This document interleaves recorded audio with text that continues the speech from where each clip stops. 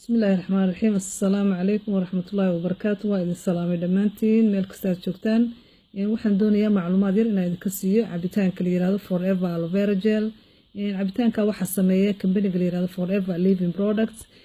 faa'iidada uu leeyahay waxa kamid ah cabitaankaasi wuxuu u fiican yahay qarasta ayuu baabiyaa ama dacarta calool xanuunka ayuu wax ka taraa iyo dibirada timaha daadanaya uu hagaajiyaa uu joojiyaa inta kale wuxuu ku siinayaa energy iyo hurdo wanaagsan. waxa laga sameeyaa dacar baa laga sameeyaa dacartaas oo mid si organic loo beeray oo wax chemical haba yaraatee lagu darin.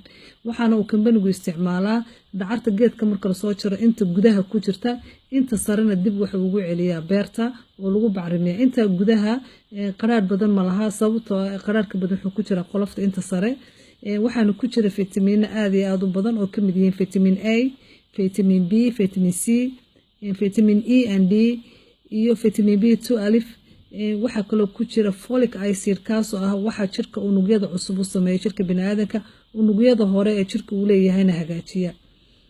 waxa la cabi karaa laba jeer laba waqti ayaa ugu fiican in la cabo subaxdii hore oo safrada lagu cabo intaanad quraacan iyo habeenkii markaad seexanaysid.